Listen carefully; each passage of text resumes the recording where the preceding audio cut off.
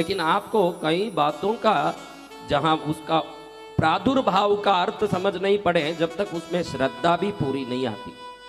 अब आप लोग चैत्री पूर्णिमा बोलते हो, वैशाखी पूर्णिमा बोलते हो, कार्तिकी पूर्णिमा बोलते हो। ये महीने के नाम क्यों पड़े और उस दिन को विशेष हम चैत्री पूर्णिमा, कार्तिकी पूर्णिमा, वैशाखी पूर्णिमा, माघी पूर्णिमा ऐसे क्यों कहते हैं महाराज बताओ? हाँ, क्यों कहते हैं ऐसे?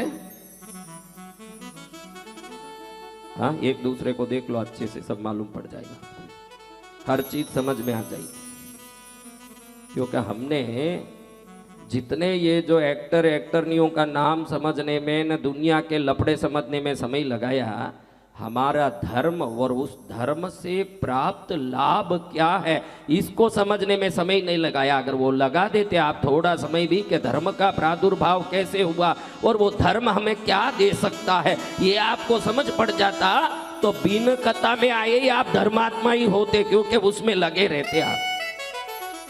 देखो आपको एक बात बताऊं, चैत्री पूर्णिमा देखना कभी आपको देखना है नहीं, फिर भी मैं बल करता रहता हूं, मेरा काम है। मुझे पता है कि आप आगे जाके कुछ देखने वाले नहीं हो, लेकिन साधु का धर्म है कि आपको समझा दें कि हमारा धर्म अर्थपूर्ण है, हमारा धर्म ज्ञानपूर्ण है। हमारा धर्म ऐसे ही कोई पाखंडियों का धर्म नहीं है कि कैंडल लेके खड़े हो गए वो जीसस करें, वो जीसस वाला धर्म नहीं है। इस धर्म के एक एक नींव में एक एक पत्थर है और वो एक एक पत्थर का एक एक इतिहास है। अब आप देखोगे कि चैत्री पूर्णिमा आएगी, पूर्णिमा के दिन देखना, जब चैत्र महीना आए हैं उस दिन चित्रा नक्षत्र होगा। क्या होगा? पूर्णिमा के दिन चित्रा नक्षत्र लगा हो, इसलिए महीने का नाम चैत्र है। चित्रा से चैत्र आया। पूर्णिमा के दिन जो नक्षत्र लगे उस नक्षत्र, उसका विशाखा नक्षत्र लगे वो वैशाख महीना है। पूर्णिमा के दिन विशाखा नक्षत्र लगे वो वैशाख। श्रवण नक्षत्र लगे पूर्णिमा के दिन वो श्रावण महीना है।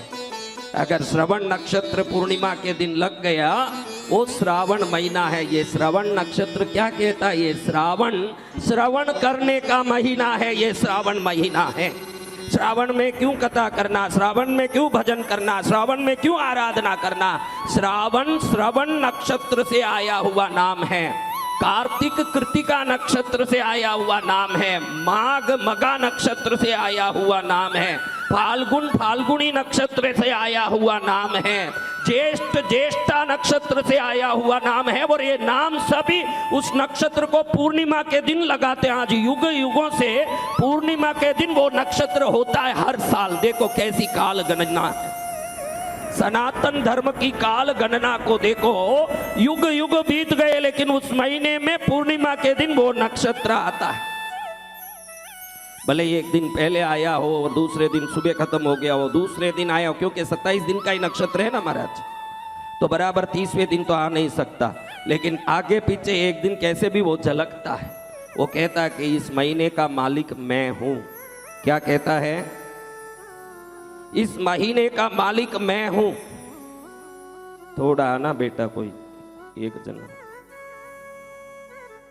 जल्दी आ। हाँ, इस तरफ आ। थोड़ा ऊंचा करना, थोड़ा सा डंडे को ऊंचा करना, थोड़ा नीचे।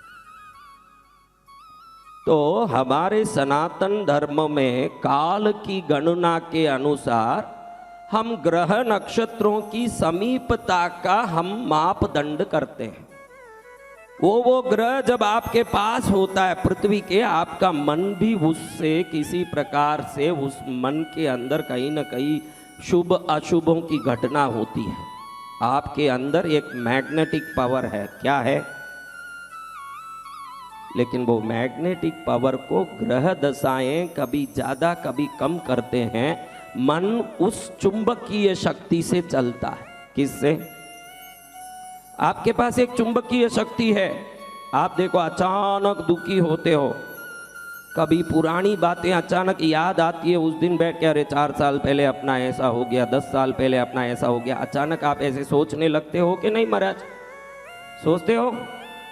तो ये सोच का कारण है, उस समय आपकी चुंबकीय शक्ति नकारात्मक रूप से काम कर रही है। कैसे काम कर रही है?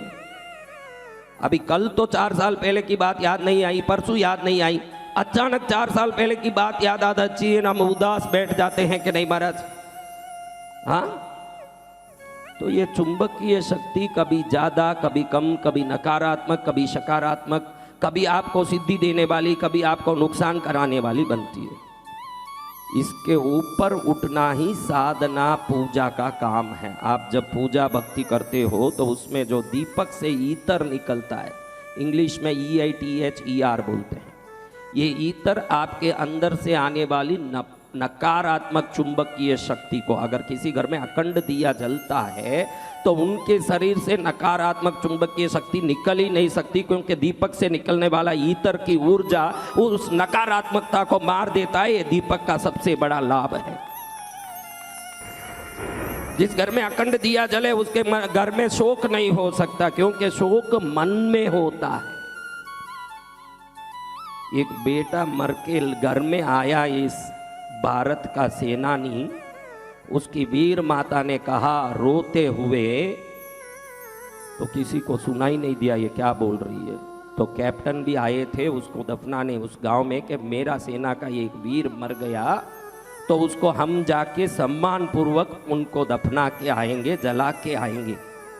तो बड़े बड़े नेता, राजनेता भी आए थे, क्योंकि इस सेना में भारत के लिए किसी ने अपना जीवन दे दिया हो, उस बलिदानी के लिए तो पूरा भारत का हर व्यक्ति को सम्मान करना चाहिए। अब जाकर के कैप्टन आके पहुंचे तो बच्चे जो मर गया है युद्ध में, पड़ोसी देश वाले के कारण इसकी आहत हुई और ये प्राण दे दिया। माँ रो रही है। अब कैप्टन सोचा कि एकाएक बेटा है तो माँ को रोना तो वाजिब है कि बेटा चले गया, इसको सांत्वना दूं। तो माँ को कैप्टन कहता है कि ऐसा होनहार वीर हमारे इस बैटेलियन में नहीं था, ऐसा वीर चले गया, हमको भी दुख है माँ जी, लेकिन आपको इस समय में धीरज रखना चाहिए। कोई भी हो तो सांत्वना देगा कि नहीं? आपको धीरज रखना चाहिए। माँ कहती है कैप्टन साहब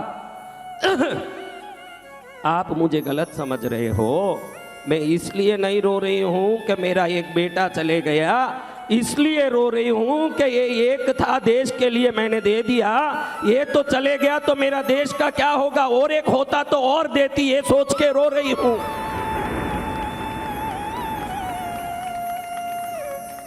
आप ध्यान रखिएगा, सुख और दुख मन की बातें हैं, घटना की बात नहीं है। आपका बेटा चले जाता था, वो गया इसलिए आप रोते, उसका माँ का मन कहता है कि और एक बेटा हो तो दे दूं। यानी सबकी माँ बेटा जाने से रोने वाली नहीं, मन जा बोलता है उस हिसाब से रोएगी। इसका उदाहरण मैं आपको बता रहा हूँ। ये मन किसी कारण से किसी व्यक्ति के 500 रुपया जाने से भी 3 दिन रुला सकता है। ये मन किसी के 5 करोड़ के नुकसान होने के बाद भी हंसा सकता है। आपका 5 गया के 5 करोड़ मायना नहीं रखता, मन क्या बोलता है ये मायना रखता है। अगर आप किसी को समझाना चाहते हो तो पति को, पड़ोसी को, बच्चों को, दुनिया को, संसार को समझाने मत जाओ, अपने मन को समझाने जाओ, आपका कल्याण उसी में होगा। आप पूरी दुनिया को समझाते बैठे रहोगे कि फलानों को समझाओ, फलाने को समझाओ, फलाने को समझाओ, समझाते रहना। जब तक आप नहीं समझोगे तो दुनिया में कोई कल्याण होने वाला। मैंने आपको बताया कि श्रावण महीने का नाम कैसे पड़ा। एक एक महीना देखो, उस नक्षत्र से उस महीने का पूरा नाम आया। आप सुबह उठते ही जरूर बोलना चाहिए कि मेरे नक्षत्र देवता प्रसन्न हो। क्या बोलना? नक्षत्रों से ही आपका काम चल रहा है। जितना भी आपके जीवन में चल रहा है ग्रहों से नहीं। ग्रह दशा कितनी भी खराब हो, आपका नक्षत्र बलवान होगा तो आपको चलाने वाला नायक वो होने से ग्रह कुछ नहीं कर पाएगा। नक्षत्र मजबूत होना चाहिए। कई लोगों को खुद का नक्षत्र का नाम भी पता नहीं है।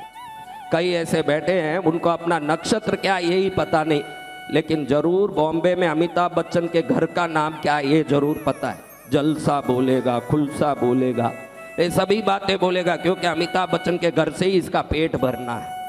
तेरा पेट तेरे अपने कर्म से भरना है तो तेरे संबंधी हर ज्ञान को पहले एकत्रित कर।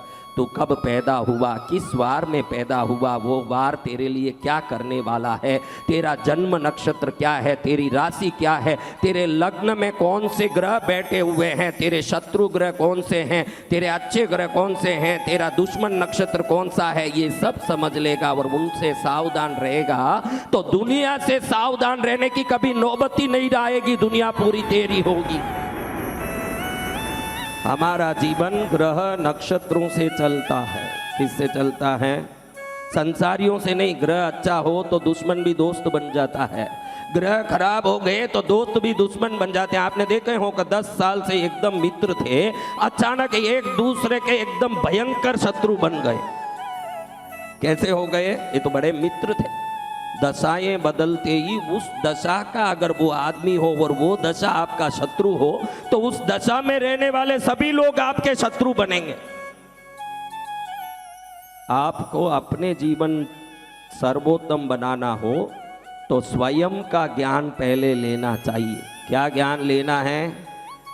तो कितने लोगों को स्वयं का ज्ञान है भाई? वो ही मेरे को पूछना है। कभी मेरे को स्वयं का ज्ञान है महाराज। हम जानते हैं कि मूलाधार चक्र कहाँ है, स्वादिष्ठान कहाँ है, मणिपूरक कहाँ है, अनाहत कहाँ है, विशुद्धि कहाँ है, आज्ञा कहाँ है, सहस्रार कहाँ है, ईड़ा कहाँ है, पिंगला कहाँ है, सुषुम्ना कहाँ है, हाँ, मन कहाँ है, बुद्धि कहाँ है, आत्मा कहाँ है, चित्त कहाँ है, अहंकार कहाँ है, हाँ, चित्रा नाड़ी कहाँ है, सुषुम्ना नाड़ी कहाँ है, हमको सब पता है महाराज, हमको सब पता है। आपको इतना ही पता है कि कहाँ कौन झगड़ालू है, कौन ईर्ष्यालु है, कौन झूठ बोलता है। अरे आपको कोई कौन झूठ बोलता है, आपको क्या लेना देना है कि कोई झूठ बोल रहा है कि कोई सच बोल रहा है। आपको अपने जीवन को सर्वोत्तम बनाना हो तो सिर्फ अपने जीवन पर ही दिमाग लगाना पड़ेगा। पड़ोसी के बगीचे में पानी डाल के आज तक कोई अपने बगीचे को हरा भरा कर सका क्या? कर सका? तो आप अभी देखो, घड़ी घड़ी मैं ये बात कहता हूँ क्योंकि थोड़ा आप इमोशनल तभी होगे। यहाँ हाथ रखिए, थोड़ा घड़ी घड़ी कहना पड़ता, नहीं तो झूठ बोल देते हो। कथा हो, भगवान हो कि गुरु हो, आपको कोई चिंता नहीं है। आपको अपनी अहंकार बड़ी दिखती है। अभी यहाँ हाथ रख दिए ना, आप बोलो क्या आप हर दम दुनियादारी को समझने में लगे हो कि स्वयं को समझने में लगे हो? ये बताओ, बस इतना यहाँ हाथ रख के पूछते। हाँ, आप अपने को समझ के स्वयं का विकास कर सकोगे कि दुनियादारी को समझ के स्वयं का विकास कर सकोगे? पौधा खुद में पानी लेके विकसित होगा कि पड़ोसी बगीचे में पानी पड़ने से वो विकसित होगा?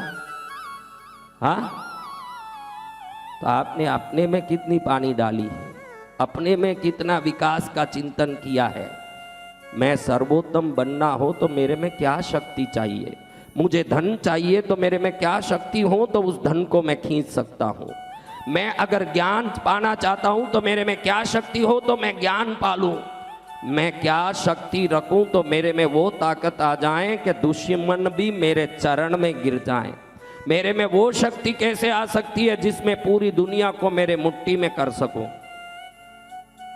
कभी ये बातें विचार में आई हो तो आप बताइए, कैसे कमाऊं, कैसे दौड़ूं। एक पंछी ने एक वृक्ष के ऊपर बैठ करके कुछ बातें सुनी। आवाज आ रही थी तो उस पंछी ने देखा कि क्या आवाज आ रहा है, तो तुरंत उस पंछी ने देखा नीचे कोई 2 व्यक्ति बैठे हुए हैं, मनुष्य। दोनों बैठ के कुछ बात कर रहे हैं। बात अजीब लगा तो पंछी ने सोचा कि मैं सुनूं। तो वो दोनों बात कर रहे हैं कि यहाँ से बहुत दूर में एक दुनिया है, वो दुनिया बहुत सुंदर है, वहाँ तरह तरह के वृक्ष लगे हैं, हर एक में अलग अलग रंग के फूल खिले हैं, उसमें से खुशबू इतनी निकलती है कि 100 योजन तक चलता है वो खुशबू, और वो खुशबू को जो भी लेता है वो ऐसे मदमस्त हो जाता है। वहाँ फल ऐसे होते हैं जो करोड़ फल को खाएं तो जो आनंद नहीं आए, वहाँ के एक फल से वो आनंद आता है। वहाँ जितने पशु पक्षी है देखने लायक है, वहाँ जो दुनिया है वो देखने लायक है। वहाँ के नदियों में शहद बहता है। क्या बहता है? वहाँ का समुद्र दूध का होता है। वहाँ की दुनिया स्वर्ग होती है। पक्षी ने सोचा, हाँ, शहद की नदी, दूध का समुद्र और पेड़ पौधों से क्या रस टपके, फिर तो वहाँ जाना चाहिए। ये सोच ही रही ना, वो दोनों आदमी उठ के निकल गए। अब इसको मन में भटका आ गया। ये आपकी कहानी है, किसी पक्षी की नहीं है। आपने इस दुनिया के रंग बिरंगी बातों में पढ़ के एक जीवन कैसे बिगाड़ा है, उसकी ये कहानी है। पक्षी सोचती है मुझे तो वहां जाना ही है। आपको मैं पूछना चाहता हूं, क्या आज आपको रोटी नहीं मिल रही है? किस किस को रोटी भी नहीं मिलती है वो हाथ ऊंचा करो। मैं दाम में रख के उनके आजीवन रोटी की यहां व्यवस्था करता हूं, हाथ ऊंचा करो। किस किस को रोटी नहीं मिलती है? आजीवन में रोटी डालता हूं, यानी रोटी मिलती है। भाड़े के घर में हो के छोटे घर में हो के बड़े घर में हो के आप जानो राम जानो, बगैर छाया रोड में बैठे हुए इसमें कौन है? वो हाथ ऊंचा करो। यानी आपको, आपके सिर पर कोई छत्र है क्या? हाँ या ना बोलो, मुंह से बोलो, हाँ बोलो। मुंह तो खोलो, हम कितना बकबक कर रहे हैं, आप एक बार हाँ बोल लो, इतना बोल लो, पूरा कतई करा दूं तो आपका क्या होगा आपसे? आपके पास छत्र है, रोटी है, कपड़े हैं। किसी के पास चप्पल नहीं हो कि भाई एक चप्पल भी मेरे पास नहीं है, मैं बिना चप्पल घूमता हूं, वो कोई हो तो हाथ ऊंचा करे। तो चप्पल है तो अब हाथ जोड़ के पूछता हूं, फिर काई का दुख है आपको, ये बताओ मुझे। फिर अब काई का दुख है आपको? अब आपने बोला कि मेरे सिर पर छत्र है, छाया है, मेरे को कपड़े हैं पहनने, रोटी है। आपको आज मैं कहना चाहता हूं, आप सोचो कि कुछ मिलने के बाद खुश होऊंगा। खुश होना ही जिंदगी का लक्ष्य है, पहले ये समझ लो। बड़े मूर्ख हो, मूर्ख। रोटी खा के आपको जिस आटे ने आपका पेट भरा आज तक, उसके लिए कोई धन्यवाद नहीं है आपके पास। जिन कपड़ों ने तन ढका आपका, उसके लिए अभी तक कोई धन्यवाद नहीं है। जो नहीं है उसके लिए बड़ा तरस है आपके पास। जो मिला है उसके लिए कोई धन्य भाव नहीं है। एक छोटा सा एक तिनका कोई आपको उधारी दे देता है या दे देता दान, वो भी चाहता है कि मेरा कोई तारीफ करे, मेरी कोई महिमा करे, मैंने दान दिया है। इतनी वस्तुओं से आपकी जीवन चल रही है। रोज 15 लीटर पानी से भी अगर नहा रहे हो, 5 लीटर पानी भी पी रहे हो, और अगर आप आज 40 साल के हो गए हो तो आपने 2,40,000 लीटर पानी अकेले ने आज तक इस धरती का खाली किया है। और 2,40,000 लीटर पानी खाली करके अभी तक उसके लिए कोई धन्यवाद भाव नहीं है आपके पास। आपको हीरे पन्ने चाहिए, मानक मोती चाहिए। जिंदगी हीरे पन्ने से नहीं, रोटी कपड़े मकान से चलती है ना, वो हर एक के पास है। हम कोई कम नहीं है, हमारे पास सब कुछ है। ये भाव आने के बाद जो तृप्ति आएगी, ये तृप्ति का तरंग आपको और समृद्धि लेके आएगी। अभाव का तरंग रखोगे तो अपूर्ति रंग ही रहोगे। खुशी का तरंग रखोगे तो राजा बनोगे। तरंगों का खेल है ये दुनिया। आपके पास क्या है? मैंने पूछा हाथ रखो भाई, घर है क्या? है महाराज, है। क्योंकि अब दुखी इसलिए है कि ये घर अच्छा नहीं, दुश्मन है ये घर इसका, क्योंकि छोटा है। हाँ, ये घर छोटा है इसलिए मेरा दुश्मन है ये घर। बड़ा बंगला आएगा तो वही मेरा दोस्त है। इसलिए इस घर में दुख है, क्योंकि इस घर को तूने मित्र नहीं बनाया है। अगर इसको मित्र बना देता, ये मित्र तुझे और बड़ा घर लाने का स्वयं ही व्यवस्था करता। हमको हर बात में कंप्लेंट करने की भावना है। हम दुनिया से, घर से, परिवार से, पूरे संसार से शिकायत करते हैं कि धन्यवाद करते हैं? यही सवाल है। हाँ, शिकायत करने वाला पुलिस स्टेशन में ही खड़ा होता है, धन्यवाद करने वाला हाथ में फूल का गुच्छा लेके खड़ा होता है। आपको कहाँ खड़ना है? देखो,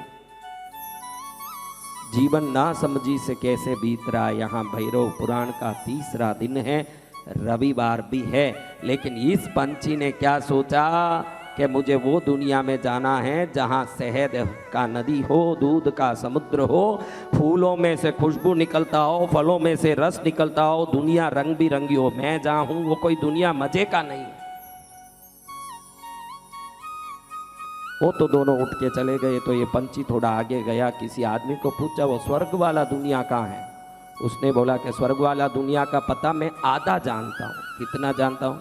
आधा रास्ता दिखा सकता हूँ, लेकिन मेरी एक इच्छा बहुत दिन से है कि तुम्हारा एक पंख मेरे घर में मैं रखना चाहता था और मुझे वो पंख नहीं मिला। आज तुम मिले हो तो तुमको मैं पता बताऊंगा, अगर तुम एक पंख देते हो तो एक छोटा सा पंख ही तो देना है, दे दो ना, क्या फर्क पड़े। क्या देना है? एक छोटा सा पंख ही तो देना है, क्या फर्क पड़े।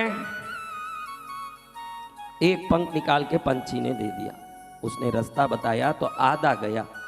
अब आधे के ऊपर कहीं जाओ, 1-1 मील से ज्यादा किसी को रास्ता पता नहीं है, लेकिन देखो कोई संयोग है, हर आदमी उससे एक पंख मांग रहा है रास्ता बताने के लिए। एक पंख देते देते देते देते वो जो जगह आना है, अब 1 मील बाकी है। कितना? उधर जाके एक आदमी को ये पंछी पूछ रहा है कि वो रास्ता कहाँ है स्वर्ग जाने का, सिर्फ 1 मील ही तो है, डाबे में जाना है कि जीमने में जाना, लेफ्ट में जाना कि राइट में जाना, सीधे जाना कि ऊपर जाना, नीचे जाना कि तिरछे जाना। वो बोलता तुम एक पंख दे दो तो मैं पूरा रास्ता दिखा दूँ।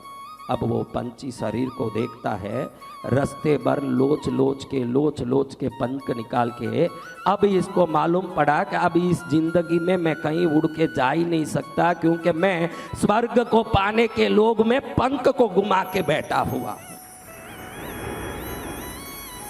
मैं मेरे घोंसले में, मेरे पेड़ में, मेरी व्यवस्था में बढ़िया था, लेकिन मुझे था कि कोई स्वर्ग देखूं, लेकिन इस स्वर्ग का मूल्य मैंने किससे चुकाया। और पंछी को क्या चाहिए उड़ने के लिए, अगर वो नहीं हो तो क्या हो, वो पंछी वहीं पड़ा रहा। आप देखिएगा दुनिया भर के लोगों को देख के वो ऐसा है मुझे ऐसे जीना चाहिए, वो वैसा है मेरे को भी ऐसे बनना चाहिए। आपने इन पंचायतियों में एक पंख घुमाया, अंत में आपको मालूम पड़े कि मैं बूढ़ा भी हो गया, दुनिया को लपेटने के चक्कर में मेरे पास था उसका भी मजा नहीं ले पाया, मैं खाली दुनिया का ही लपेट में पड़ा रहा। पूरी दुनिया इकट्ठा करने गया, जो था उसका तो आनंद लिया नहीं, और दुनिया देखने के चक्कर में पर भी क्या हो गए। हाँ, ये कहानी किसी पंछी की नहीं, आपकी है। आज जो आपके पास है उसका आनंद लेना सीखो ना, उसके लिए बड़े आनंदित होकर धन्यवाद देना सीखो। आज का आनंद तो मिलेगा ही, लेकिन आपका तरंग बदलेगा उससे। क्या होगा? तरंग बदलने से क्या होगा महाराज? भैरव पुराण सुना दो ना, हमको ये सुनना ही नहीं है, यही सुनाऊंगा, क्योंकि भैरव भी चाहते हैं कि मेरे दरबार में आके इनका कल्याण हो जाए। मैं तो यही सुनाने वाला हूँ, आप जो चाहो करो। आपके अंदर से ये जो भटकाव के भाव आते हैं, दूसरों को देख के बनने के भाव आते हैं, मन में तरस आता है, मन में चिड़चिड़ापन आता है, तो क्या होता है महाराज? पता है आपको क्या होता है?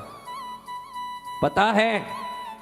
आपके अंदर से कॉर्टिसॉल नाम का एक रसायन उत्पन्न होना शुरू होता है। आदि काल से आदिवासियों जब गुफा में रहते थे, असुरक्षित उनका जीवन था। गुफा का दरवाजा होता था क्या?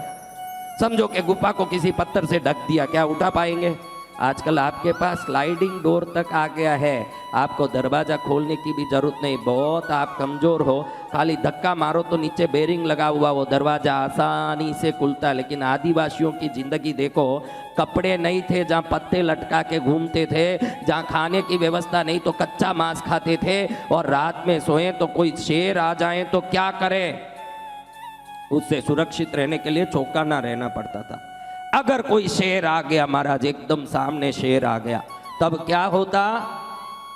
आपके शरीर से स्ट्रेस हार्मोन, कॉर्टिसॉल का नाम है स्ट्रेस हार्मोन, इसको अच्छे से समझना बहुत आपको जरूरी है, क्योंकि कथा पुराण तो और समझ लोगे, आपके शरीर को पहले समझ लो कि वो कैसे काम करता है।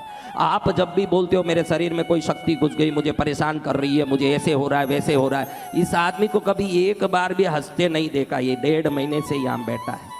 ऐसा मूर्ख है, वो सोचता है कि मैं गुरु से ये पूछ लूँ ने मैं वो पूछ लूँ। पूछना बाद में, थोड़ा हंसते तो रे भाई, थोड़ा हंस तो सही।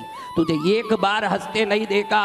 और क्या फर्क पड़ता है जब आप ऐसे उदास बैठे रहते हो? आपके अंदर कॉर्टिसॉल प्रोड्यूस होना शुरू हो जाता है, और कॉर्टिसॉल स्ट्रेस हार्मोन है। वो शुरू होने के लिए इसका कारण है कि सामने शेर आ जाए तो तेरे अंदर एक घबराहट आए। क्या आए? और जब भी घबराहट आता है तो आप देखो, शेर को आप देखते ही घबराते हो कि नहीं? वो घबराहट के कारण ही आप दौड़ते हो। अब समझो कि किसी संत को योग सिद्धि मिल गई, सामने शेर आ गया, वो घबरा नहीं रहे हैं, तो वो दौड़ रहे हैं क्या? तो अभी दौड़ शेर का है कि घबराहट का? आप आज बताओ, ये सच समझ लो। आप शेर से नहीं दौड़ रहे हो, आपके अंदर घबराहट है इसलिए दौड़ रहे हो आप ये अच्छे से समझ लो। हमारे शांति सूरी मांडोली के हुए हैं माउंट आबू में, जिन्होंने साधना किया, उनका फोटो देखोगे तो देखोगे पास में शेर सीता सब बैठे हुए हैं। वो कभी दौड़ नहीं रहे हैं। क्यों नहीं दौड़ रहे हैं? क्योंकि शेर वहां है, घबराहट नहीं है। आपके पास आज के तारीख में शेर नहीं है लेकिन घबराहट है, इसलिए आप दौड़ रहे हो सब। आप समझ लो कि आपके अंदर एक घबराहट आपको सामने शेर उत्पन्न कर रही है। मैं ऐसे लोगों को देखता हूं यहाँ 2-2, 3-3 महीने रहते, एक बार भी हंसते नहीं, एक बार भी खुश नहीं रहते। तू सोचे कि मेरा जीवन सफल हो जाए फिर हंसूंगा।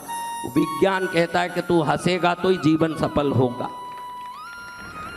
कैसे बैठे रहते हैं ऐसे। मैं सोचता हूँ इन सबको क्यों मनुष्य बनाया भगवान?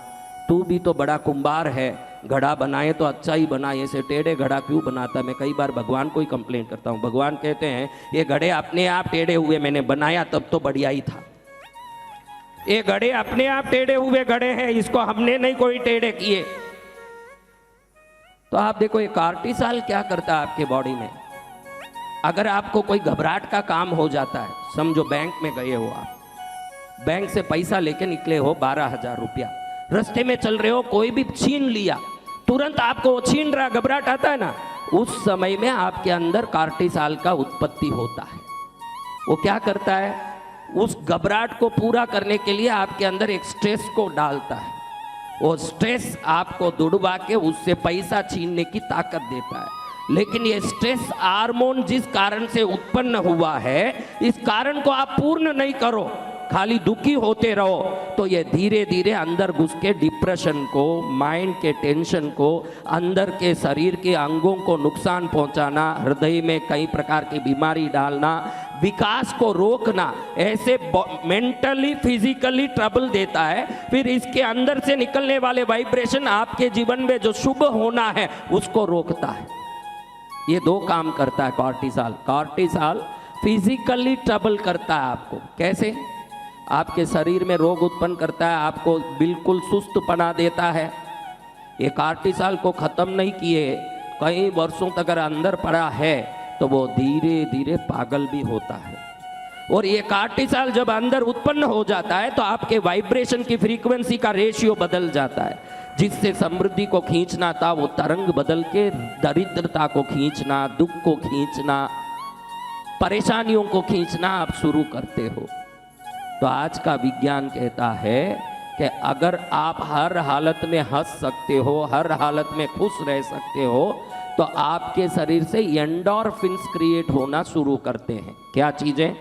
ये 2 चीजें याद रख लो। आप पढ़े हो कि नहीं पढ़े जाने दो, कोई पढ़ने की जरूरत नहीं है, हम डॉक्टर बनने की जरूरत नहीं है। आपके अंदर एंडोर्फिन्स क्रिएट होते हैं तो आप सदा सुख और समृद्धि को खींचने की तरंग की रेशियो रखते हो। आपके अंदर कॉर्टिसॉल क्रिएट हो रहा है तो दरिद्रता, दुख, नुकसान को खींचने की ताकत रखते हो। आपको क्या चाहिए? भैरव पुराण का पूरा सार यही है कि आप भैरव की तरह वीर, धीर और गंभीर रहो कि एंडोर्फिन क्रिएट हो आपके जीवन में। पूरा पुराण का सार यही है। ये बच्चा बोलता है I am in depression, I am from Assam. Why you are in depression? Because not now, but when you came to Krishnagiri, in what state you are there? Then you told mentally, physically I am in depression in the first day when you met me. Then I told that is because of cortisol. Because of what?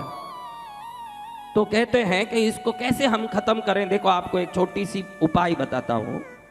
आपको अभी मैंने कोई joke नहीं सुनाया, अभी मैंने कोई चुटकुला नहीं सुनाया, कोई कॉमेडी तो आपने सुना नहीं, बहुत सीरियस बात सुन रहे हो। फिर भी आप नकली हंसी हंसिए। अब नकली हंसिए मत, नकली मुंह को आप होठों को चौड़ा कीजिए, होठों को चौड़ा कीजिए अच्छे से। इतना नहीं भाई, ये तो गद्दा करता है। तुम तो अच्छे से ऐसे करो, ऐसे करो, और करो, और करो, और करते जाओ। थोड़ा सा आवाज करो, अब देखो क्या कर रहे हो। अगर रोने के लिए तो असली में कोई दुख चाहिए, हंसने के लिए तो नकली हंसी भी असली हंसी ला सकता है। इसका ये उदाहरण, आप कोई हंसने के लिए मैंने कोई मौका दिया आपको। अब देखो आप ऐसे करो, ऐसे करो, देखो मैं हंसने लगे।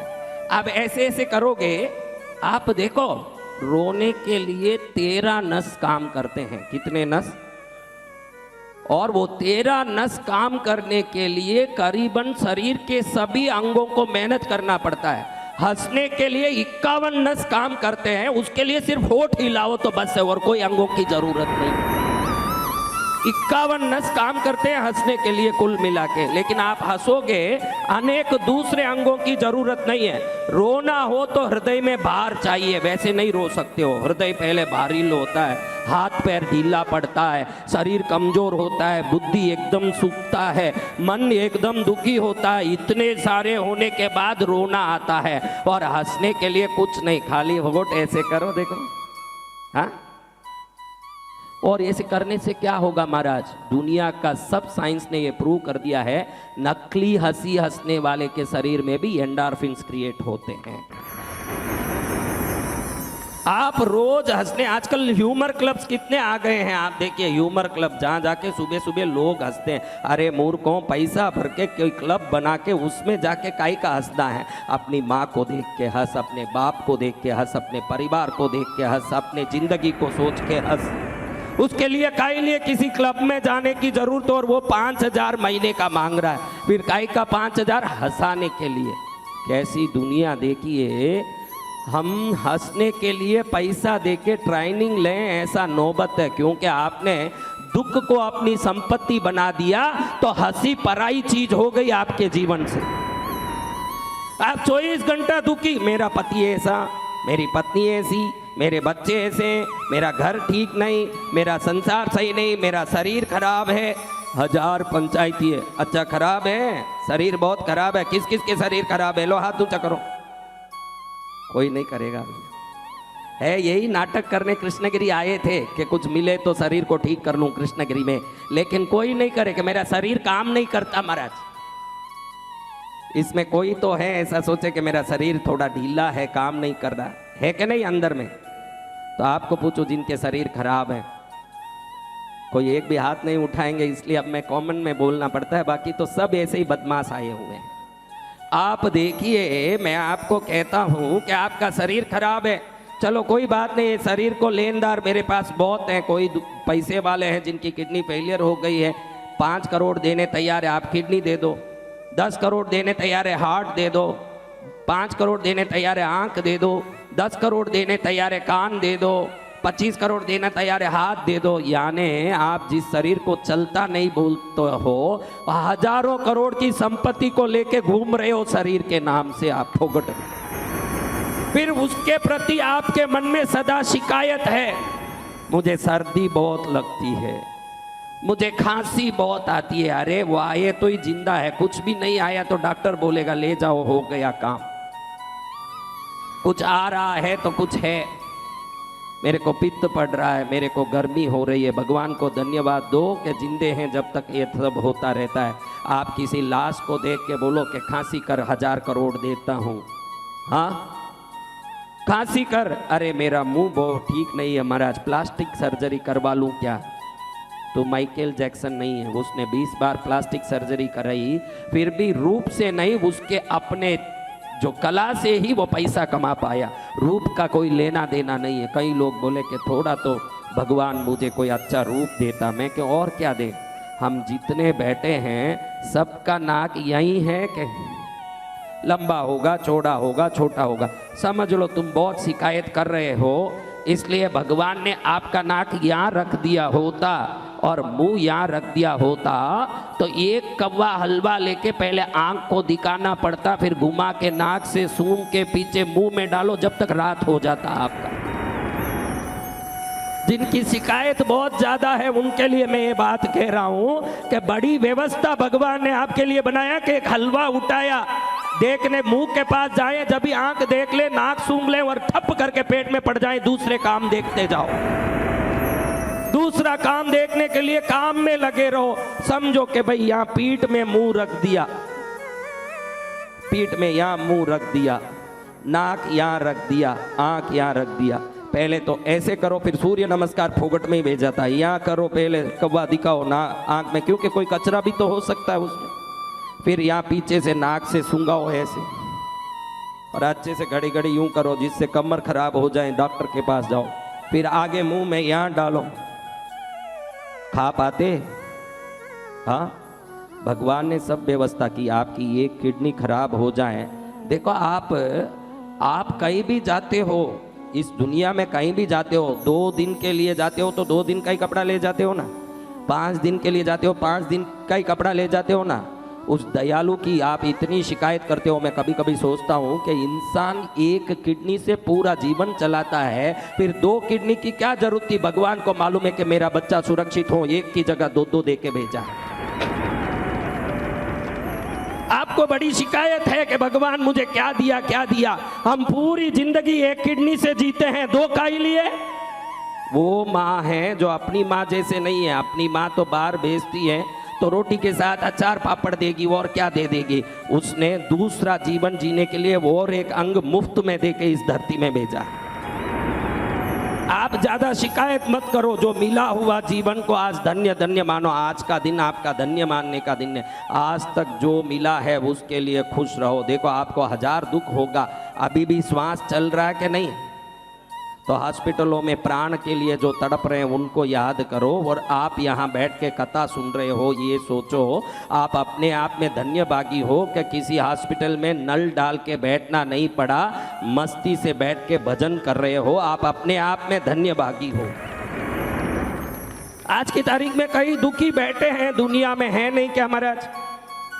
तो आप असली में भाग्यशाली हो, तब जाके किसी संत के चरण में बैठे हो, और संत के सिर पर भगवान बैठे हैं, भगवान के चरण में संत बैठे हैं, और संत के चरण में आप बैठे हो। पूरा आपका तो एक सीढ़ी बना हुआ है। आप कितने भाग्यशाली हो। आज बोलो प्रभु धन्यवाद, बोलो अच्छे दिल से बोलो, अंदर से बोलना। किस लिए धन्यवाद? मैं बोला इसलिए धन्यवाद है, आपको आज तक जो मिला है और भविष्य में मिलने वाला है। एडवांस में धन्यवाद बोलो। प्रभु खुश होंगे तो डबल ही देंगे। आप एडवांस में बोलना सीखो। शिकायत कभी नहीं करना, धन्यवाद तो रोज 100 बार बोलना। कितनी बार? माफ करो। मैं बोलूं कि पश्चाताप करो, माफ करो, धन्यवाद बोलो। किसी को लगता है कि ये क्या बोल रहे हैं, इससे क्या होगा? आपको एक घटना बताऊं, असली घटना। बाप 2 बेटों को छोड़ के भाग गया, पत्नी को छोड़ के भाग गया। कुछ लगा कि ये बड़े खराब है, इनकी जरूरत नहीं। असली घटना बता रहा हूं, इसका पेपर कटिंग बता सकता हूं आपको मैं। अब भाग गए, मौज किए, मस्ती किए, बुढ़ापा आया तो फिर सोच आया कि हमने गलती की। बड़ा पछता करके सोचा कि बच्चों को जाके मिलूं, जब तक पत्नी मर चुकी थी। 2 ही बच्चे थे, दोनों अलग हो गए क्योंकि बड़े हो गए। 40 साल हो गया तो क्या पड़े रहेंगे? 40 साल बाद तो वो बच्चे 50 साल के नहीं हुए होंगे। तो पहले बच्चे के पास गया बाप को देखते ही बेटा पहचान गया, फोटो तो घर में था ही। बाप बोलता है, मैं बहुत बड़ी गलती की, तुम सबको छोड़ के भागा। मैं बहुत बड़ी गलती हुई मेरे से, मुझे माफ कर दे बेटा। बेटे ने कहा, आप क्या माफी मांगते हैं पिताजी? आपको माफ करने वाला मैं कौन होता हूँ? आप मेरे पिता हैं, बड़े हैं। आप जो कर्म करेंगे उसमें कोई आपके पास उचित कारण रहा होगा। आपको मैं माफ नहीं करता, आपको मैं नमस्कार करता हूं। उसने नमन किया बाप को। बाप रोने लगा, देखो मैंने कितनी बड़ी गलती की, और ये बेटा देखो कितना उदार दिल वाला। फिर वहां से छोटे बेटे के पास गया। कहाँ गया? छोटे बेटे के पास गया। छोटे बेटे को बोलता है, माफ कर दो भाई, मैंने गलती की, क्षमा मांगता हूं। कभी आपके पास कोई बड़ा आता है और कोई अपनी गलती के लिए माफ़ी मांगता है, तो आज मैं आपको दिल से कहना चाहता हूँ, वो गलत किया है सही किया वो मत देखना, वो बड़ा है इसलिए आप उसको नमस्कार करना, आपका कल्याण होगा। अब वो छोटे बेटे के पास जाता है, छोटे बेटा बोलता है कि क्यों आया अंदर, कौन बुलाया? मेरी माँ को तुमने मारा है, तुमने हम सबको दुख दिया है, तुम हमारे बाप नहीं हो, शैतान हो, हमारे पूरी 40 साल की जिंदगी बिगाड़ दी तुमने, निकलो यहां से। बाप के मन में धक्का लग गया कि बेटे ने माफ नहीं किया। उसी को दिमाग में ले लेके उसको डिप्रेशन हो गया। इसी बात को सोच सोच के माइंड टेंशन में आ गया, स्ट्रेस में आ गया, एक प्रकार से उसका घबराहट हो गया। सोचा कि ये अब ये घबराहट रुकेगी नहीं, डॉक्टर को बताना पड़ेगा। साइकियाट्रिस्ट के पास गया। कहाँ गया? साइकियाट्रिस्ट, मनोतत्व चिकित्सक। उधर जाकर के खड़ा हुआ तो देखता है बेंच में बैठ के पास में ऐसे घूमता है तो छोटा बेटा भी आया हुआ है। कौन आया है? आप ध्यान रखना, आपको किसी ने माफ नहीं किया, ऐसे दुखी रहोगे तो भी आपके मन में कोई ना कोई रोग उत्पन्न होगा, और आपको किसी ने दुख दिया है इसलिए आप परेशान रहोगे उस प्रतिशोध को मन में सोच के, तो भी आप रोगी रहोगे। जो माफ कर देगा वो बड़ा बेटा, वैसे लोग सदा निरोगी रहेंगे, ये निश्चित बात है। आप अपने जीवन में किसी ने मुझे माफ नहीं किया ये सोच के दुखी रहोगे तो भी आपके मन में एक स्ट्रेस और डिप्रेशन आएगा, और दुनिया आपको परेशान कर रही है ऐसे, मेरे बाप ने मेरे साथ सही नहीं किया, मेरी बहन ने मेरे साथ धोखा किया, मेरे पारिवारिक लोग सही नहीं रहे, मेरी दुनिया सही नहीं रही। अगर ऐसे रहोगे ये भी आपके शरीर, बुद्धि और तरंगों पर असर करेगा। पश्चाताप करो अपने पापों के लिए, क्षमा करो दुनिया के लोगों को, और धन्यवाद बोलो जो मिली हुई चीजों को। पश्चाताप अपनी गलतियों के लिए, क्षमा दुनिया की गलतियों के लिए, धन्यवाद प्रकृति के दिए हुए देन के लिए। ये तीन जिसके पास आ गए उसको समृद्ध बनने से दुनिया की कोई शक्ति रोक नहीं सकती। और ये तीनों आपके पास नहीं है, बाकी सब आपके पास है, ये मैं स्पष्ट और निश्चित रूप से बोल सकता हूं। आपके पास अपने किए का पश्चाताप नहीं है, आपको अपने दुश्मनों को क्षमा करने का बड़ा दिल नहीं है, आपको आपके मिले हुए चीजों को देख के धन्यवाद बोलने की भाव नहीं है। ये तीनों किसके पास है? हाथ उठाओ। और ये तीन देना ही कथा और पुराणों का एकमात्र सार है कि आप मिले हुए को खुश मान के धन्यवाद बोलो, गलत लोगों को क्षमा कर दो, अपनी गलतियों का पश्चाताप कर दो। उसी समय तरंग बदलते हैं। इससे क्या होगा महाराज? इससे तेरा फायदा होगा, इससे तेरे अंदर घुसा हुआ कॉर्टिसोल धीरे धीरे खत्म होने लगेगा और एंडोर्फिन धीरे धीरे बढ़ने लगेगा। एंडोर्फिन मनी किंग कहा जाता है साइंस में। एंडोर्फिन को क्या कहते हैं? यानी समृद्धि देता है, और पुअर बनाने वाला अगर कोई है तो कॉर्टिसोल है। आज आपके शरीर में छोटी या बड़ी मात्रा में कॉर्टिसोल जरूर है। क्या है? और खुश रहोगे तो क्या आएगा? और खुश वही रहेगा जो क्षमा करेगा। अगर ये सोचेगा कि मेरे साथ इसने ये कर दिया, उसने वो कर दिया, इसने मेरे साथ धोखा दिया, ये सोचता रहे कोई, वो खुश रहेगा? बता दो मेरे को। हाँ, तो आज हम एक छोटा सा काम करें। कथा तो बहुत सुना, सब काम किया, आज आप मैं बोलूं जैसे बोलो, हाथ जोड़ लो एक बार। मन से बोलोगे क्या कि खाली मुंह से बोलोगे? क्योंकि ये मुंह से बोल के काम नहीं करेगा। पड़ोसी को मुंह से बोल के ठगा सकते हो, how are you, I love you, वो मान लेगा कि प्यार कर रहा। मन में तुम सोचोगे नालायक तुझे देखा इसलिए बोलना पड़ रहा है, बाकी तो तेरा मेरा कुछ नहीं है। हम तो अंदर में सब समझते हैं। मन बोल सकता है ना ऐसा। दुनिया आपकी मुंह की बातों से खुश हो जाएगी, प्रकृति नहीं खुश होगी। ये प्रकृति एक तरंग फेंकती है, आप एक तरंग फेंकते हो। ये दोनों का मिलन ही समृद्धि है, दोनों का मिलन ही दरिद्रता है।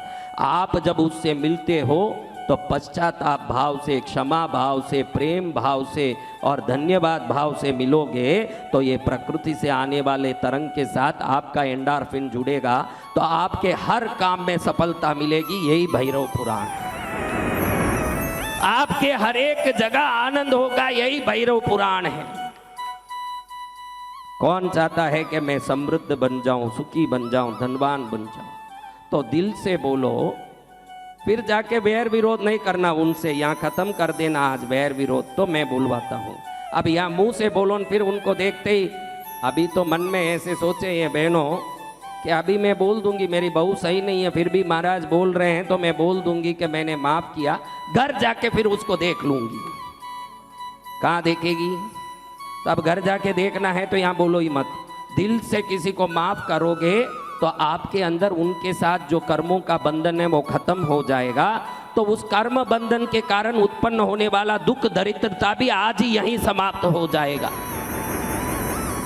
आज ही यहीं राजा बनने का बढ़िया अवसर देता हूं मैं आपको कि आप कल से देखो जीवन में कितना मजा आता है। अगर मैं बोलूं जैसे जी के देखो, हमारे कोई दुश्मन नहीं होना चाहिए। क्या नहीं होना चाहिए? वो होगा अपने हिसाब से कुछ भी, लेकिन तू मेरा दुश्मन नहीं है, जा मैं मेरी जिंदगी जीता हूं। और मैंने जिनको दुश्मनी करके तकलीफ दिया उनको भी मैं पश्चाताप के साथ माफ़ी मांगता हूँ। मैं हर प्रकार से सक्षम बनना हो, माफ़ी मांगने की ताकत जिसमें आ गई, क्षमा करने की ताकत जिसमें आ गई, धन्यवाद बोलने की जिसमें ताकत आ गई, वही महावीर बन सकता है, बाकी कोई महावीर नहीं बन सकता।